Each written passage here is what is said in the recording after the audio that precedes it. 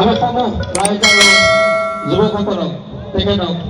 আদৰি আনিবৰ কাৰণে অনুৰোধ জনাইছোঁ।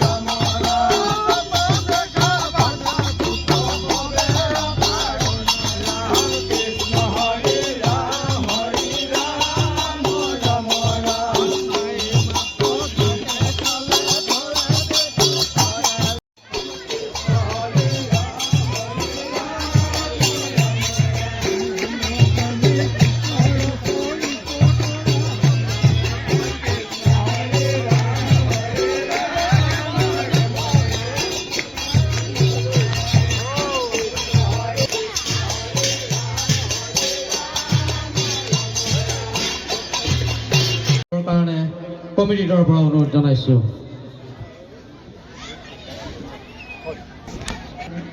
আমি আজি এই সম্বৰ্ধনা অনুষ্ঠানলৈ আগবাঢ়িছোঁ। আমি পোনপ্ৰথমে আমাৰ আজি দ্বিতীয় নিশাৰ ৰাস মঞ্চত উদ্বোধন কৰিবৰ কাৰণে আমাৰ নগৰ সমষ্টিৰ সন্মানীয় বিধায়ক শ্ৰীযুত পদ্ম হাজৰিকা ডাঙৰীয়াৰ সুযোগ্য সন্তান যুৱ ব্যৱসায়ী সকলোৰে যুৱ প্ৰজন্মৰ উৎসাহ যুৱ প্ৰজন্মৰ প্ৰেৰণা নীৰজ নিসিম হাজৰিকা আমি তেখেতক পোনপ্ৰথমেই এখন ফুলাম গামোচাৰ সম্বৰ্ধনা জনাবৰ কাৰণে ৰাস উদ্যোক্তা কমিটিৰ সভাপতি শ্ৰী শ্ৰীমন্ত দাসক আমি অনুৰোধ জনাইছোঁ।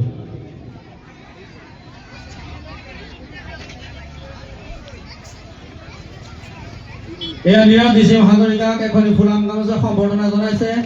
উদ্যোক্তা কমিটিৰ সভাপতি সুমন্ত দাস। ইয়াৰ পিছতে আমি তেখেতক এখনি অসমীয়াৰ ভকতি বস্ত্ৰ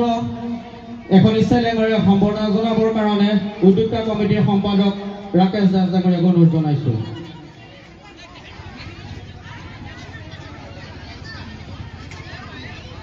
ইয়াৰ পিছতে আমি তেখেতক এটি জাপিৰ সম্বৰ্ধনা জনাবৰ কাৰণে আমাৰ গাঁৱৰে তথা অৱসৰ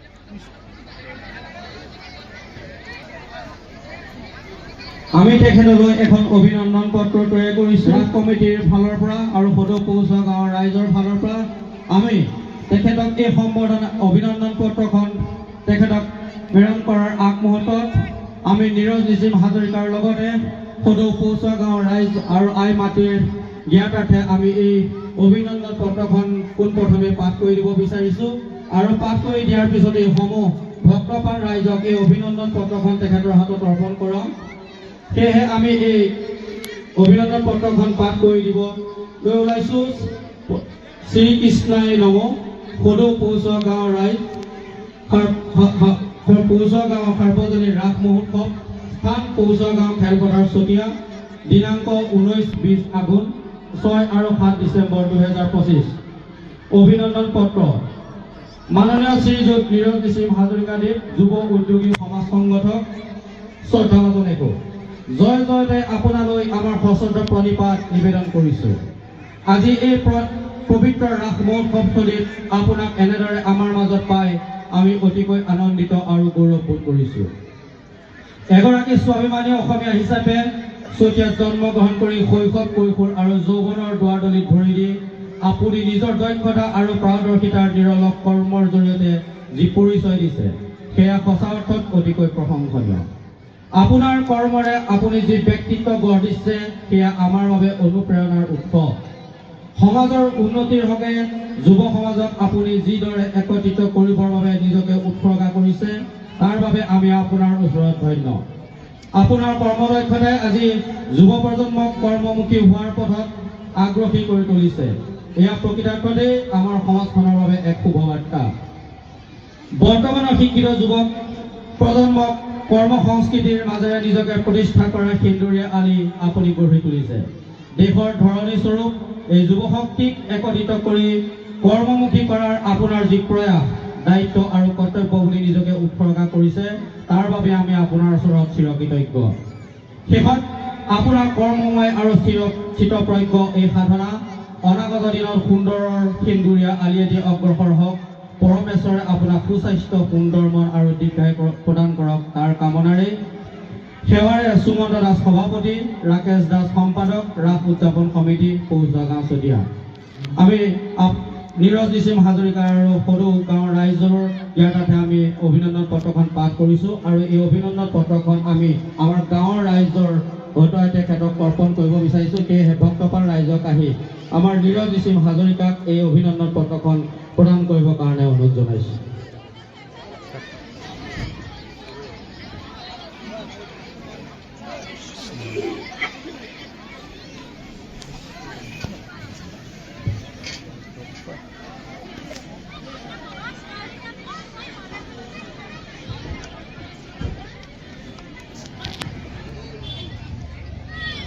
এইবাৰ আমি সম্বৰ্ধনালৈ আগবাঢ়িছোঁ সম্পাদক উজ্জ্বল দাস ডাঙৰীয়া আছে তেখেতকো আমি অকণমান মৰম যাচিব বিচাৰিছোঁ তেখেতক এখন ফুলাম গামোচা সম্বৰ্ধনা জনাবৰ কাৰণে ধন্যবাদ অনুৰোধ জনাইছোঁ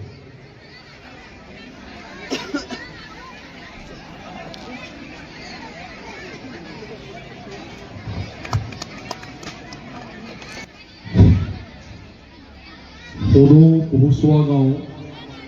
ৰাস উদযাপনস্থলীত উপস্থিত থকা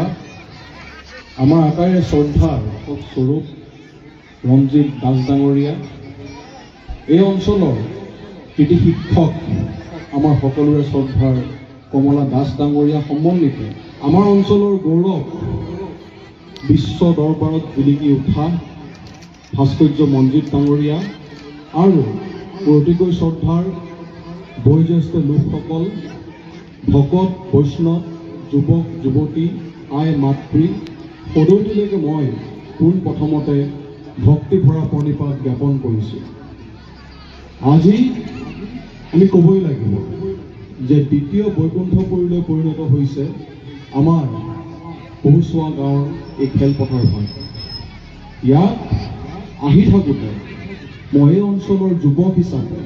উপলব্ধি কৰিছোঁ যে আমাৰ কহুচুৱা গাঁৱৰ লগত নদুৱাৰ সমষ্টিৰ সন্মানীয় বিধায়ক তথা মোৰ পিতৃ শ্ৰীযুত পদ্ম হাজৰিকাদেৱৰ আৰু আমাৰ পৰিয়ালৰ এক নিবিড় সম্পৰ্ক আছে যিকোনো সামাজিক কামতে হওক বা আমাৰ অঞ্চলৰ যিকোনো প্ৰগতিশীল কামতে নহওকনো কিয় সদায় আমাৰ শ্ৰদ্ধাৰ কহুচুৱা গাঁওবাসী ৰাইজ আগবাঢ়ি আহে আৰু তেওঁলোকৰ যি মৰম স্নেহ আদৰ মোৰ পিতৃ শ্ৰীযুত পদ্ম হাজৰিকাদেৱক হিয়া উজাৰি বিপদে আপদে সুখে দুখে প্ৰতিটো ক্ষণত আমি এটি পৰিয়াল হিচাপে বৃহত্তৰ পৰিয়াল হিচাপে বাস কৰি আহিছোঁ গতিকে আপোনালোকে আজি মোক যি গুৰু দায়িত্ব অৰ্পণ কৰিছে যদিও মই নিজক যোগ্য বুলি নাভাবোঁ তথাপিও আপোনালোকৰ মৰম স্নেহ পাই মই আপ্লুত হৈছোঁ আজিৰ আমাৰ এই ৰাস উদযাপনস্থলীয়ে পৰিচয় দিছে যে আমাৰ পহুচোৱা গাঁও অঞ্চলটি বা আমাৰ চতিয়া অঞ্চলটি আমি সাংস্কৃতিকভাৱে কিমান চহকী। ইয়াত আমাৰ পহুচোৱা গাঁৱৰ প্ৰত্যেকজন ব্যক্তিৰ ঘৰৰ পদূলিয়ে পদূলিয়ে প্ৰজ্বলিত হৈ থকা চাকি বন্তিয়ে প্ৰমাণ স্পষ্ট কৰিছে। আমাৰ ৰাস উদযাপনস্থলীটো মই আজিলৈকে যিমান জেগাত গৈছোঁ ৰাস চাবলৈ, এনে পৰিৱেশ দেখা নাই যে 9 বজা বা 9:30 বজা পৰ্যন্ত চাকি জ্বলি আছে। ইয়াত নিশ্চয় ঈশ্বৰৰ এক কৃপাদৃষ্টি আছে আৰু আপোনালোকৰ যি শুদ্ধ মনেৰে এই মহান প্ৰয়াস কৰিছে, ৰাস উদযাপন সমিতিয়ে ইমান সুন্দৰকৈ ৰাস ভাগ ভক্তি মনেৰে পাতিছে, তাৰেই প্ৰমাণ হয়তো যে এককভাৱে গোটেইখিনি চাকি এগছিও ইয়াত নুমাই থকা নাই, প্ৰত্যেক গছি চাকিয়ে জ্বলি আছে। গতিকে নিশ্চয় আজি দ্বিতীয় বৈকুণ্ঠপুৰীলৈ আমাৰ এই ৰাস উদযাপনস্থলী পৰিণত হৈছে আৰু মই গৌৰৱান্বিত, উৎফুল্লিত আপোনালোকৰ মাজত এই আধ্যাত্মিক পৰিৱেশত উপস্থিত থাকিবলৈ পাই। আজিৰ আমি যুৱ প্ৰজন্মই আদৰ্শ ল'ব লাগিব যে কৃষ্ণ সংস্কৃতি, আমাৰ গুৰুজনৰ অমৰ সৃষ্টি ৰাস। আমি সকলোৱে জানো যে কংস হৈছে দুষ্কৃতিৰ প্ৰতীক আৰু শ্ৰীকৃষ্ণ হৈছে সংস্কৃতিৰ প্ৰতীক। গতিকে মই যুৱ সমাজৰ প্ৰত্যেকগৰাকী প্ৰতিনিধিলৈ আহ্বান জনাওঁ যে আমি কৃষ্ণ সংস্কৃতিৰ দ্বাৰা উদ্বুদ্ধ হৈ নিজৰ জীৱনত নিজৰ কৰ্মক্ষেত্ৰত আগবাঢ়িব পাৰিলেহে অনাগত দিনত আমি মনে বিচৰা ধৰণে প্ৰতিষ্ঠিত হ'বলৈ পাৰিম। কংসই আনকি নিজৰ পিতৃ উগ্ৰসেনকো বন্দী কৰি ৰাখিছিল। প্ৰজাৰ ওপৰত সৰ্বতোপ্ৰকাৰে অত্যাচাৰ অনাচাৰ চলাই শেষত কি হৈছিল, শয়নে সপোনে শ্ৰীকৃষ্ণক দেখিছিল আৰু শ্ৰীকৃষ্ণৰ হাততেই নিজৰ প্ৰাণ ত্যাগ কৰিছিল। কৃষ্ণ সংস্কৃতিয়ে আমাক শিকায়, আমাৰ যুৱ প্ৰজন্মক শিকায় যে শান্তক পালন কৰিব লাগে, দুষ্টক দমন কৰিব লাগে। গতিকে মই আশা কৰিছোঁ এই ৰাস মহোৎসৱৰ পবিত্ৰ স্থলীৰ পৰা যে আমাৰ সকলোৰে জীৱনত যিসমূহ দুখ অশান্তি আছে, এই ৰাসতে যাওক আৰু সকলোৰে জীৱনলৈ সুখ শান্তি সমৃদ্ধি কঢ়িয়াই আনক, মই তাৰেই কামনা কৰিছোঁ। আপোনালোকে মোৰ শ্ৰদ্ধাৰ পহুচোৱা গাঁওবাসী ৰাইজে জাতি ধৰ্ম বৰ্ণ নিৰ্বিশেষে 11টা বসন্ত অতিক্ৰম কৰিছে। আপোনালোকৰ এই ৰাস মহোৎসৱে ইমান সুন্দৰকৈ ইমান নিয়াৰিকৈ আপোনালোকে প্ৰত্যেকটি বছৰে পালন কৰি আহিছে। মই ভাবোঁ যে ই আমাৰ বাবে এক গৌৰৱৰ বিষয়। মই বেছি দীঘলীয়া নকৰোঁ, যিহেতু আমাৰ ভক্তপ্ৰাণ ৰাইজ আজি ৰাস উপভোগ কৰিবলৈ আহিছে। শেষত মই যদিও পাকৈত ভাৱৰীয়া নহয়, তথাপিও দুটামান জেগাত কংসৰ ভাও মই দিছোঁ। কংসৰ এটি সংলাপেৰে আজি ৰাসভাগ আনুষ্ঠানিকভাৱে উদ্বোধন কৰিবলৈ আগবাঢ়িছোঁ। দৈৱকী দৈৱকীৰ অষ্টম সন্তানে মূৰলৈ প্ৰাণ, দ্বাৰকা নগৰে আছে যত শিশুগণ, এক এক কৰি মই কৰিব নিধন। যদি যদি দৈৱকী বসুদেৱে কৰিবেক দণ্ড, এহি খৰ্গহানি কৰিম খণ্ড খণ্ড খণ্ড। ধন্যবাদ।